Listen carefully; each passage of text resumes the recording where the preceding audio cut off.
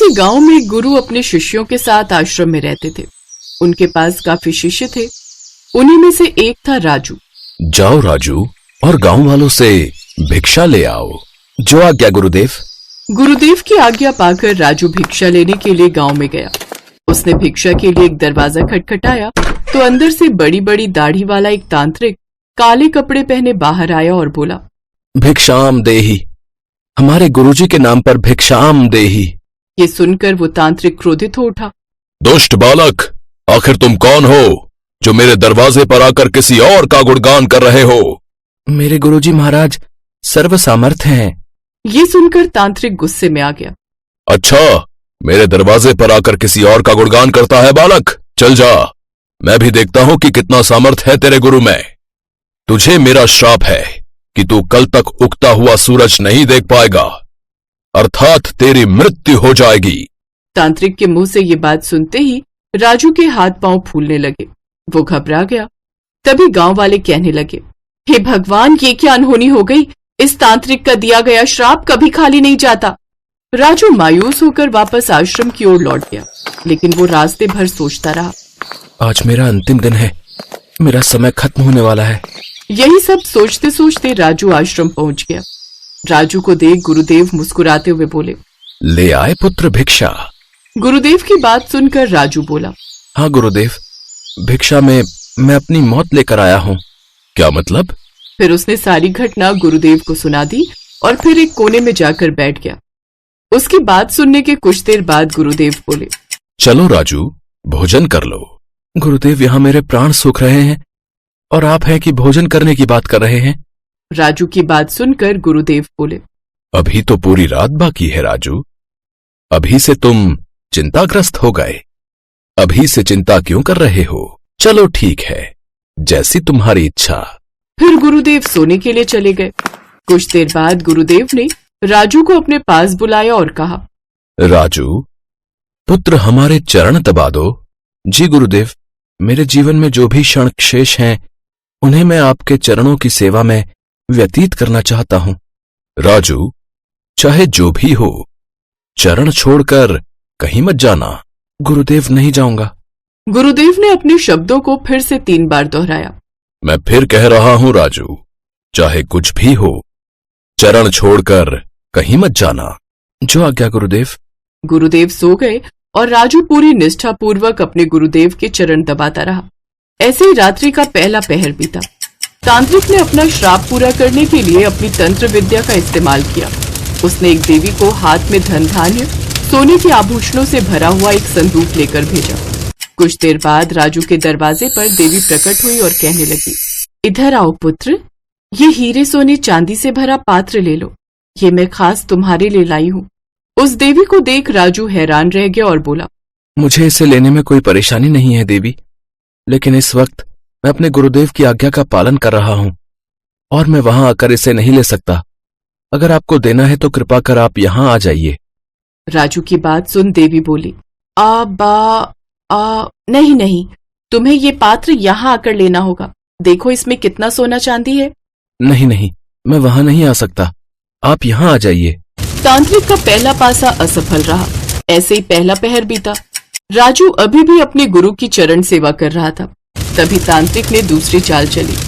एक बार तो वो मेरे हाथों से बच गया, लेकिन अब नहीं, अब मैं ऐसी चाल चलूंगा कि उसे आना ही होगा। तांत्रिक ने फिर दूसरा पासा फेंका। उसने एक छल को राजू की माँ का रूप देकर भेजा। अब तो उस राजू को मेरे जाल में फंसना ही होगा। कुछ देर बाद वो औरत राजू की माँ के भेष में पहुंची। राजू, मेरे बच्चे, कैसे हो तुम?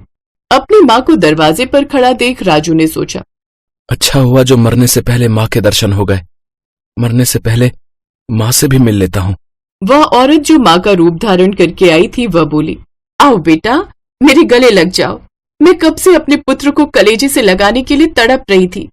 अपनी माँ की बात सुनकर राजू बोला, क्षमा करना माँ, लेकिन मैं इस वक्त आपके पास नहीं आ सकता। मैं अपने गुरु के चरणों की सेवा कर रहा हूँ। मेरा भी बहुत मन है आपके गले लगने का, लेकिन अभी मैं मजबूर हूँ। मुझे अपने गुरु की आज्ञा का पालन करना है, इसलिए आप ही मेरे पास आ जाइए। लेकिन काफी देर इंतजार के बाद भी जब राजू दरवाजे पर नहीं आया तो वह औरत वहां से चली गई। इसी तरह रात्रि का दूसरा पहर भी बीत गया। फिर चौथा पहर शुरू हो गया। इस बार तांत्रिक ने एक 2 सिंह वाला यमदूत रूप वाला राक्षस भेजा। वो राक्षस द्वार पर आकर बोला, चल, अब मैं तुझे लेने आया हूँ। तेरा काल, तेरी मृत्यु आई है। ये सुनकर राजू बोला, काल हो या महाकाल, अगर मेरी मृत्यु आई है तो यहीं आकर मुझे ले जाओ, लेकिन मैं अपने गुरुदेव के चरण नहीं छोड़ूंगा। ये बात सुनकर वो राक्षस भी वहां से चला गया। फिर ऐसे ही वो पहर भी बीता और सुबह हो गई। सुबह गुरुदेव नींद से उठे और बोले, राजू, सुबह हो गई। हाँ गुरुदेव, सुबह हो गई। अरे राजू, कल तो तुमने कहा था कि तुम्हारी मृत्यु होने वाली है। उस तांत्रिक का श्राप कभी व्यर्थ नहीं जाता। लेकिन तुम तो बिल्कुल सही सलामत हो, तुम तो जीवित हो। कुछ देर तक सोचने के बाद राजू बोला, जी गुरुदेव, लग तो यही रहा है कि मैं जीवित हूँ। फिर राजू को सारी रात्रि वाली घटना समझ में आ गई कि गुरुदेव ने क्यों कहा था कि जो भी हो तुम चरण छोड़कर मत जाना। फिर राजू रोने लगा और कहने लगा, जिसके सर पर गुरु का हाथ हो उसका काल भी कुछ नहीं कर सकता। गुरु की आज्ञा पर जो शिष्य चलता है उसकी तो अकाल मौत भी आने से पहले 2 बार सोचती है। जय हो गुरुदेव। गुरुदेव मुस्कुराए और बोले, तथास्तु। सनातन संस्कृति में गुरु को हमेशा से ही ब्रह्मा, विष्णु और महेश के समान पूज्य माना गया है। वेद, उपनिषद और पुराणों का प्रणयन करने वाले वेद व्यास जी को समस्त मानव जाति का गुरु माना जाता है। महर्षि वेद व्यास का जन्म आषाढ़ पूर्णिमा को लगभग 3000 ईसा पूर्व में हुआ था। उनके सम्मान में ही हर वर्ष आषाढ़ शुक्ल पूर्णिमा को गुरु पूर्णिमा का पर्व मनाया जाता है।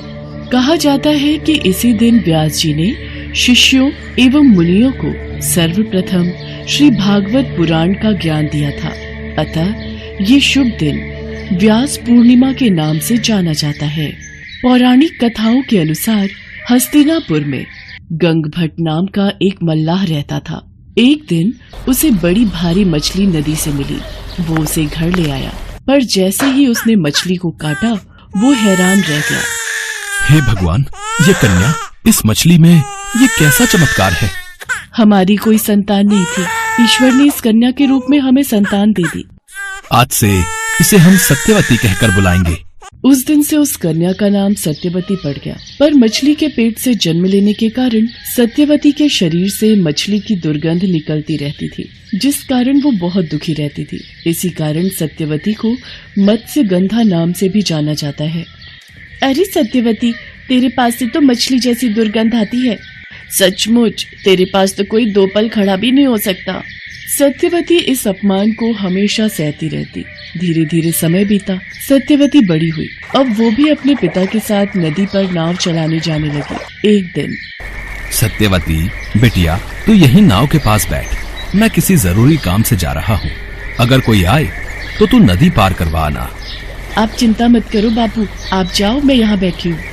गंगभट्ट काम से चला जाता है। इसी बीच वहाँ पराशर नाम के ऋषि आए और सत्यवती से बोले, मुझे नदी पार जाना है, क्या तुम अपनी नाव में मुझे बिठाकर नदी पार उतार दोगी? जी आइए ऋषिवर।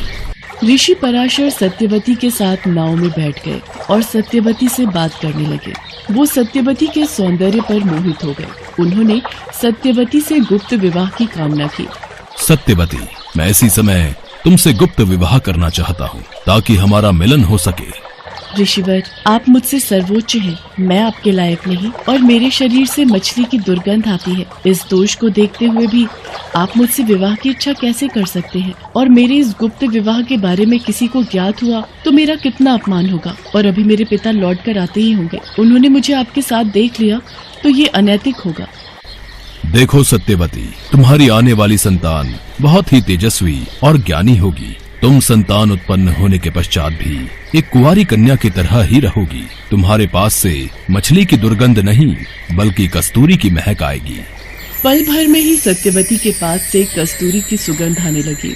ये देखकर वो बहुत खुश हुई। मेरे पास से तो कस्तूरी की महक आ रही है। आपने मेरे इस दोष को दूर करके मेरा हृदय परिवर्तन कर दिया, मेरा मन जीत लिया। मैं आपसे मिलन के लिए तैयार हूँ। इस प्रकार ऋषि पराशर ने कुछ समय के लिए वहाँ कोहरा और अंधेरा कर दिया और फिर कुछ समय पश्चात देवी सत्यवती की संतान महर्षि वेदव्यास का जन्म हुआ। सत्यवती ने वेदव्यास जी के बचपन का नाम कृष्ण द्वैपायन रखा। वे बचपन से ही बहुत ज्ञानी थे और जल्दी ही बड़े होकर वो तप के लिए घर से निकल गए। उन्होंने हिमालय की गुफाओं और बद्रीवन में कठोर तप किया। बाद में बद्रीवन में रहते हुए अध्ययन अध्यापन किया, जिससे उनका नाम बादरायण के नाम से संसार में विख्यात हुआ।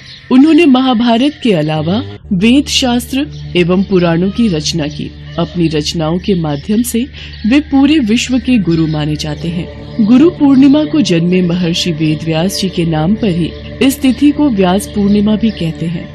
महर्षि वेदव्यास ने वेदों को अलग अलग खंडों में बांटकर उनका नाम ऋग्वेद, यजुर्वेद, सामवेद और अथर्ववेद रखा। वेदों का इस प्रकार विभाजन करने के कारण ही वो वेदव्यास के नाम से प्रसिद्ध हुए।